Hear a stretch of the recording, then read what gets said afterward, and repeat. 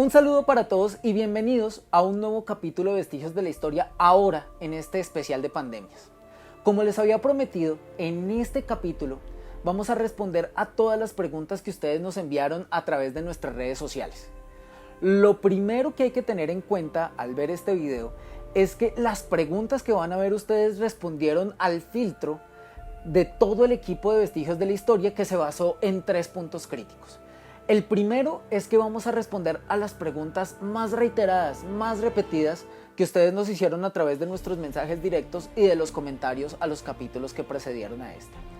Lo segundo es que vamos a contestar preguntas que estuviesen relacionadas directamente con el especial de pandemias que estamos llevando a cabo. Ustedes nos enviaron preguntas acerca de mi experiencia con el estudio de la historia. También me enviaron otras preguntas relacionadas con nuestros capítulos de los dioses que hemos desarrollado en los podcasts.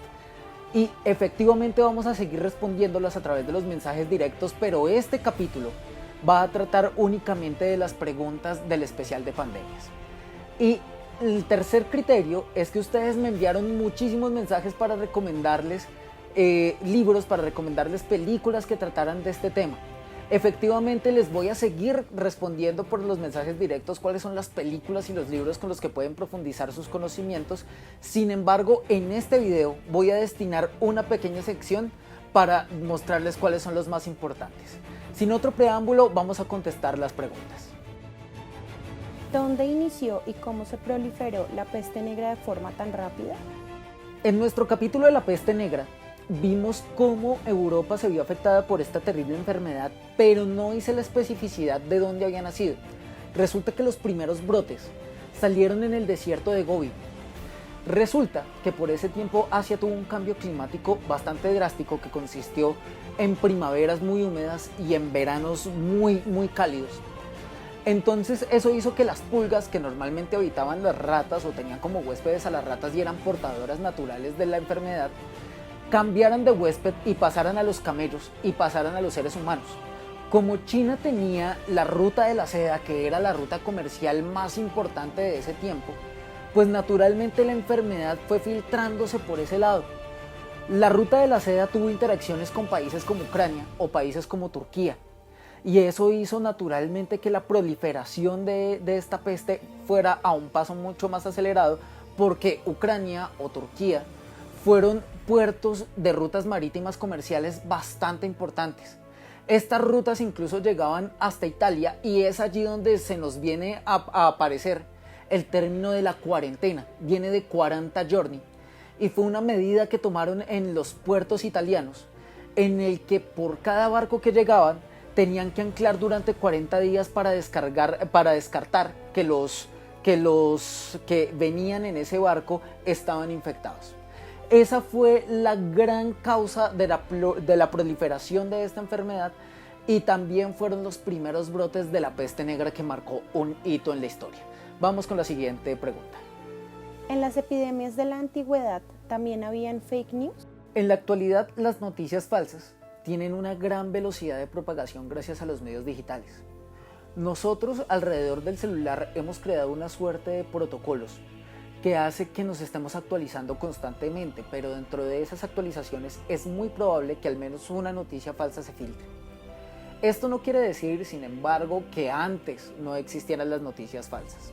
Durante la peste negra, por ejemplo, para continuar con nuestra pregunta anterior, hubo una gran cantidad de noticias falsas, y eso se debió a que muchos de los médicos que estaban al frente de la enfermedad eran empíricos y muy pocos habían estudiado medicina formalmente. Varias de las noticias falsas consistieron en poner sanguijuelas sobre los bubones para succionar la sangre contaminada. También hubo una creencia de hacer sangrías, que eran pequeñas heridas en el cuerpo para hacer que la sangre contaminada saliera. Vimos ya en el capítulo cómo hubo una matanza de gatos completamente desproporcionada gracias a una percepción errada del origen de la enfermedad. Posteriormente, cuando nos fue a aparecer la peste de Sevilla, muchos médicos recomendaban tomar orina o untarse pomadas caseras porque pensaban que así iban a erradicar la peste. Incluso hubo una masacre de caballos porque pensaban que la enfermedad los estaba habitando a ellos. También con la gripe española fuimos testigos de la fake news más grande de la historia de las epidemias. Resulta que esa enfermedad tuvo brotes en otros rincones del mundo, pero como España fue la primera en publicar su número de infectados, quedó bautizada como la gripe española a pesar que la enfermedad no nació allí. Actualmente, con el coronavirus hay muchísimas noticias falsas. Hay gente que dice que hay un test aguantando la respiración, por ejemplo, o que van a pasar aviones desinfectando las calles, rociando desinfectante para poder tener una ciudad desinfectada.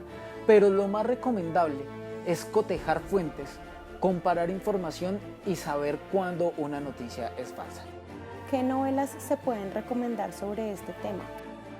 Como les había prometido, vamos a dedicar una sección de este video a recomendarles libros y a recomendarles novelas para este tiempo en el que hay que mantener el confinamiento, pero son las novelas que nos van a llenar de esperanza y aparte de eso, nos van a hacer viajar sin salir de casa, que es lo más importante. El primer libro que quiero recomendar es El ensayo sobre la ceguera de José Saramago, que es un libro fascinante que narra una epidemia rarísima en donde toda una ciudad va a comenzar a experimentar una ceguera blanca y solamente una persona va a ser capaz de apreciar en su magnitud todo lo que ocurre porque es la única que va a quedar con la vista intacta. Es un libro fantástico y que pueden disfrutarse en un corto tiempo. También hay que recomendarles dos libros que vienen secuenciados y es en primera medida La montaña mágica de Thomas Mann, que nos va a narrar la historia de Hans Castorp narrando su confinamiento, y el libro que le sigue también de Thomas Mann es Muerte en Venecia, donde vamos a ver la llegada de una terrible peste a esta ciudad italiana que también va a estar completamente inmiscuida en una historia de amor. Un libro fantástico que también se puede leer por estas épocas es Un mundo sin fin. Este libro es la segunda parte de la obra maestra de Ken Follett llamada Los Pilares de la Tierra. Y también esta segunda obra, que se llama Un mundo sin fin, se nos va a ubicar en Kingsbridge, que es una ciudad ficticia de Inglaterra, donde vamos a ver la llegada de una terrible peste mientras estaban en la construcción de las catedrales y en la construcción de los puentes en esta parte del mundo. Otro libro que es fascinante para leer durante esta época es La Catedral del Mar de Ildefonso Falcones. Este libro nos va a narrar la historia de Arnau Estanyol y Bernat Estanyol en una Barcelona completamente sitiada por la guerra, por el feudalismo, pero también por una terrible peste que va a hacer que la gente pierda familiares, pero también coja las fuerzas necesarias para salir adelante. También vamos a ver la historia del Decamerón de Giovanni Boccaccio. Es un libro fantástico porque es una serie de cuentos que tienen un enfoque moralista, pero también tienen un enfoque erótico, que narra la historia de un grupo de jóvenes que va a alojarse en un lugar cerca de Florencia durante los tiempos de la peste negra en Europa. Es un libro fascinante que ustedes pueden apreciar y que también pueden disfrutar en corto tiempo. Estos son los libros que les recomiendo para esta temporada en el que hay que mantener el confinamiento, pero en el que pueden viajar a través de las letras de estos magníficos autores. ¿Qué papel tienen las supersticiones en las epidemias? Tanto hoy como en el pasado, podemos encontrar factores determinantes en términos de supersticiones. Podríamos decir que las supersticiones avanzan al mismo ritmo que avanzan las noticias falsas, que avanzan las fake news. Tanto hoy como antes, muchas personas se resisten y se resistieron a las transfusiones de sangre porque creían que era una forma de vulnerar el cuerpo. También hay personas antivacunas y por eso muchas personas están expuestas a terribles enfermedades. Antes también había una gran cantidad de personas que pensaban que cualquier vulneración mental era gracias a demonios o era gracias a espíritus, y aunque nos parezca bastante irrisorio, pero muchas personas siguen creyendo que la depresión, que los ataques de histeria son producto de los demonios, y por eso dejan de lado los cuidados en términos de salud mental. Vimos también en otros capítulos cómo hubo una matanza terrible de gatos y cómo en la pregunta anterior nada más vimos una masacre de caballos porque hubo una concepción errada de los orígenes de una enfermedad.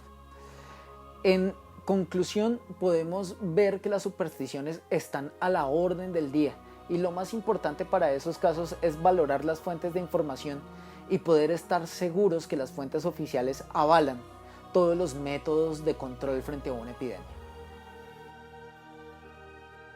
¿Cuál fue la epidemia más letal de la historia?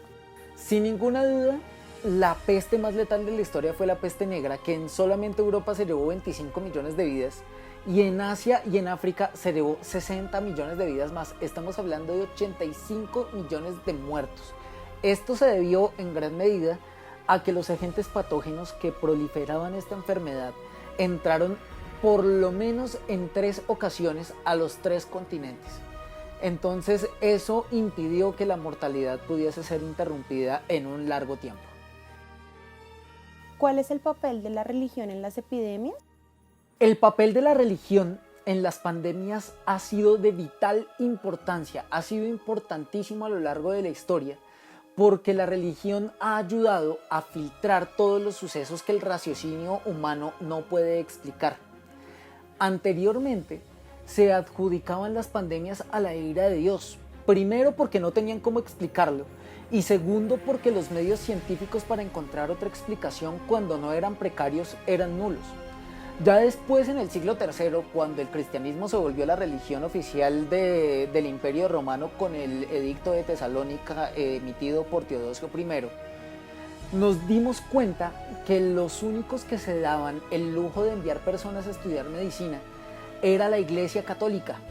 Entonces había una comunión allí entre el pensamiento religioso y el pensamiento científico para poder hacer frente a todo tipo de enfermedades y pandemias. Hoy, Colombia tiene un asombroso porcentaje de 73% de creyentes católicos. Esto habla de dos cosas. Habla primero que la religión es un factor importantísimo para filtrar los sucesos que nos están ocurriendo, pero también el confinamiento voluntario que estamos viendo habla de una extrema aceptación del discurso religioso y el discurso científico para poder hacer frente a episodios como los que estamos pasando hoy.